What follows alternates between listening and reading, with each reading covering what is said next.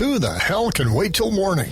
Talk now at latenightsportsradio.com. Millionaires are being made all season long at DraftKings.com, America's favorite one-week fantasy football site. 1 week fantasy means no season-long commitments, Claire. Play whenever you want, which I know you love to do. Got an injured player? Not a problem. At DraftKings.com, it's like a new season every week. So you're never stuck with the same players, luckily for you, Carlson.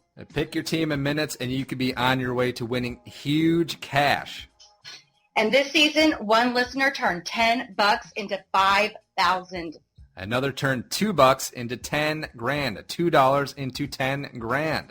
And a new millionaire has been crowned nearly every week this season at DraftKings.com. You could be next. Imagine winning $1 million in one day just playing fantasy football at DraftKings.com. Get free entry into their $100,000 fantasy football contest this weekend, where first place takes home $10,000. Head to DraftKings.com now and enter promo code Spreaker, Spreaker, to play for free. DraftKings.com. Bigger events, bigger winnings, bigger millionaires. Enter Spreaker for free entry now at DraftKings.com. DraftKings.com. DraftKings.com. Straight cash, homie. I'm not at all a Jim Harbaugh fan. I mean, he gets on my nerves. I think he's awkward. He's just a weird human being.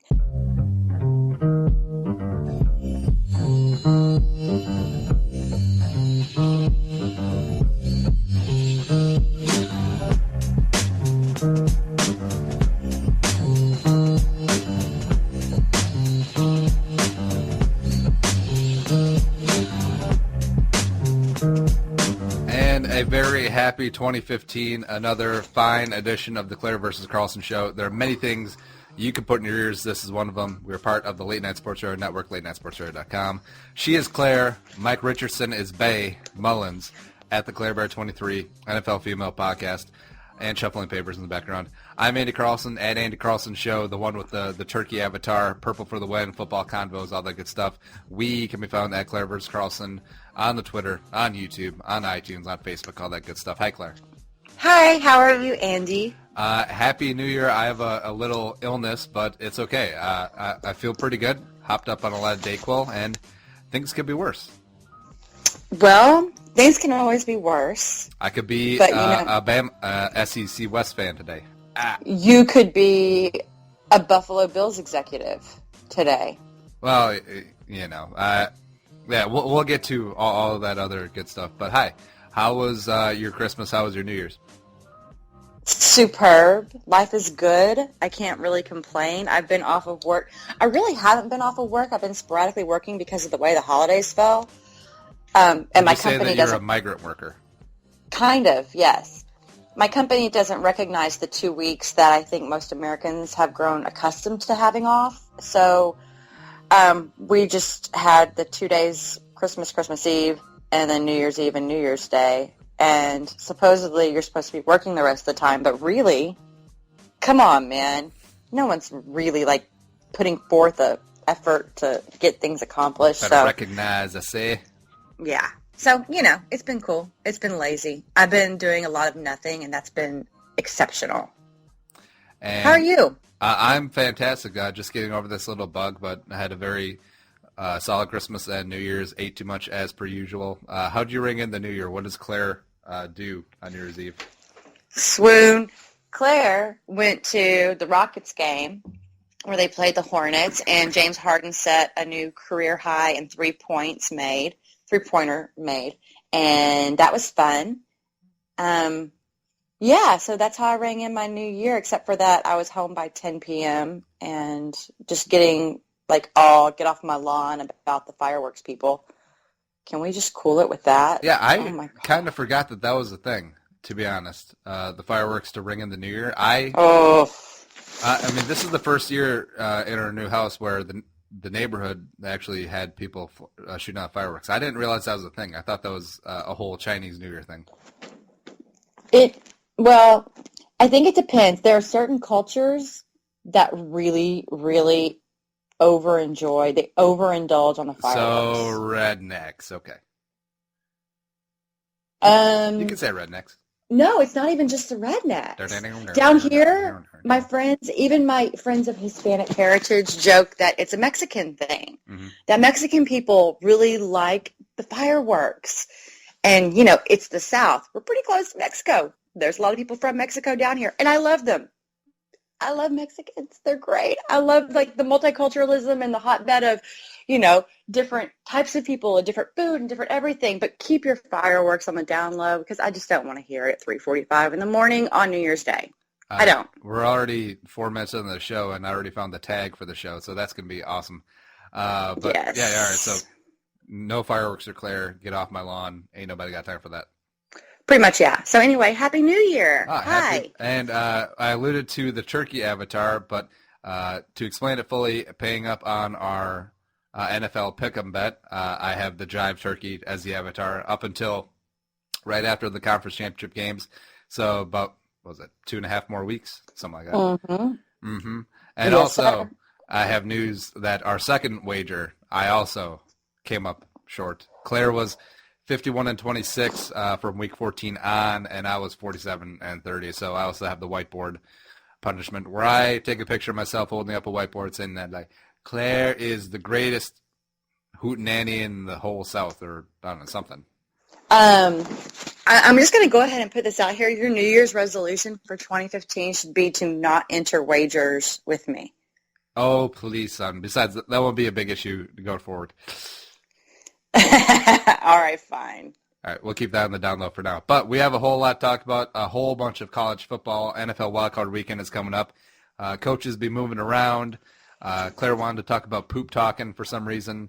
And NFL MVP. Is it going to be J.J. Watt or Aaron Rodgers? I have a pretty strong opinion, and I think Claire does too. Do they line up? I don't know. We'll find out when we get there. But first, college football. Yesterday, New Year's Day, was bananas, Claire. It was killer. I mean, it was just nonstop, crazy football, awesome, and I couldn't get enough. I was bragging on Twitter that I laid in bed yesterday for well over 12 hours and did nothing but watch football. And it was amazing, and I don't regret a second of it. I would do it again, and that was a good day. That was a really, really good day. Now, what did you do for sustenance while you're laying in bed like an invalid? Well, I do this thing when I'm not working where I just go to the store and get one of those big deli trays that has crackers and meat and cheese on it and like a bag of grapes for, vitamins or whatever. And I just chew on that for days on end. And so I just go to the kitchen, grab it, bring it to the bed, eat like a Roman empress and live the life, brah. Oh, look at you going. Who changes your bedpan? I take care of it myself. I'm not an invalid, for God's sake. I mean, I can change my own bedpan. All right, so the games yesterday in the early playoff game, Oregon Boatraced Florida State 59-20. Jameis, I think the Jameis flail is above the butt fumble in how awesome it was. Did you see the one Vine with Lance Stevenson blowing? Yeah. There are so many memes out there. There's like a couple of like Stone Cold Steve Austin put him in the suplex. One where Odell Beckham Jr. is catching the ball in front of him. Another one where, like in 300, where he's kicking him down the well. That whole thing. Yes.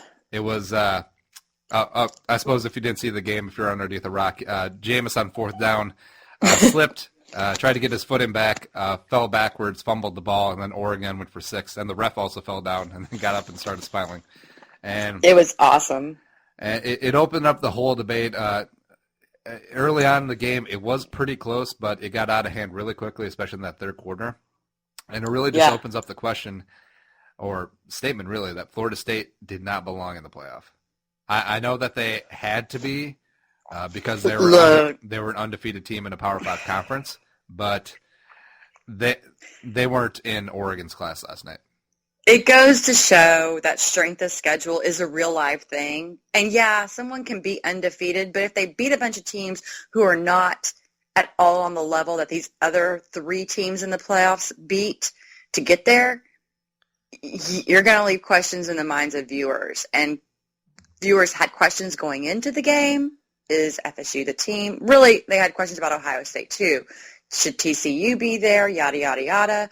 And man, I'm just saying, at think TCU versus Oregon might have been even more fun. Although, just like the majority of the world who doesn't like what happens in Tallahassee and the people who happen to habitate that college campus, that was a lot of fun watching FSU get beat down by Oregon last night. Yeah, that was a pretty good time. I said this morning that I can't think of a better villain or heel of college football as Jameis in Florida State in recent memory. Maybe Manziel to a degree, but not on this level. Not on this level where it was like the world versus hashtag FSU Twitter.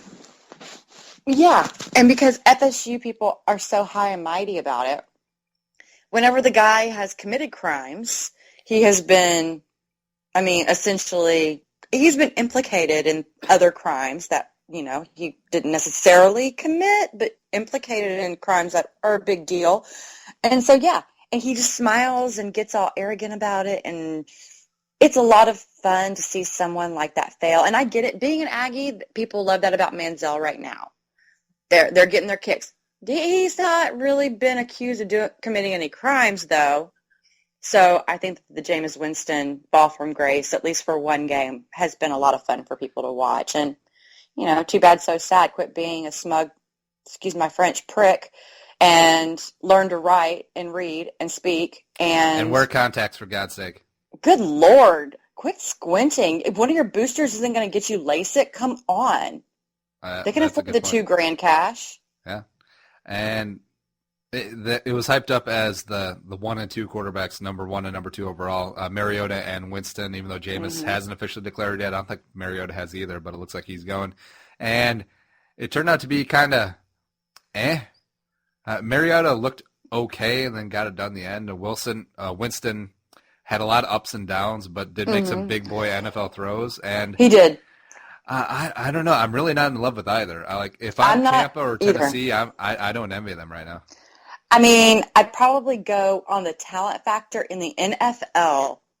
I'd probably go with Winston just because Mariota is, I think, going to fall victim to that collegiate one-read sort of offense that doesn't translate to the NFL. Mm-hmm. Winston seems to go through a lot more progressions as a quarterback than Mariota does, and he makes the throws. But at the same time, Winston has those character issues, and you're like, how is he going to handle this? Because you just saw what Johnny Manziel did at the NFL. Oh, yeah, we'll get that. I'm so sorry, Sorry for being a jackass. Sorry for partying. And then tonight I'm going to have a party at my place, guys. Be there at 11, bring your stripper hose, and we're all going to get down. Whatever. It makes you wonder how Winston's going to translate into the NFL, even though he is an unbelievable talent. Yeah, if there was no off-field issues with him, if Jameis behaved like Mariota off the field, he would be the clear-cut number 1 pick, right? I think so. I really do. If there were not questions about his personal character, he's the guy. But there are questions, and you can't get past those. Speaking of character, one from each side last night, FSU not shaking hands, big deal or no deal? It's not a huge deal, although it just didn't help their image at all, in my opinion. Yep. If I am Jimbo Fisher, I'm ensuring that those guys do everything possible to help their image. And it doesn't seem like that was a thing to them. See, I also think that Jimbo doesn't really care. I feel like he embraces the us against the world mentality. From some of his comments that he had about the alleged rape victim, and where I don't have him in front of me, but it does just make you shake your head. Where this guy, he doesn't get it. He's insulated in Tallahassee. He's been there for I don't know how long, X number of years, and it's warped him. It's warped his worldview. Mm-hmm. That happens. I think you get so indoctrinated into whatever university's culture, and I think that says a lot about the FSU culture, if that's how Jimbo Fisher's gone in the past few years. Yeah, and I don't know. I don't like the personality of the FSU football program. It's annoying, it's rude, and if you're an outsider, they do nothing to endear themselves to you. Sounds like Texas. Hey. Also, in the line of unsportsmanlike conduct, possibly, Oregon players taunting Jameis at the end of the game with a no means no.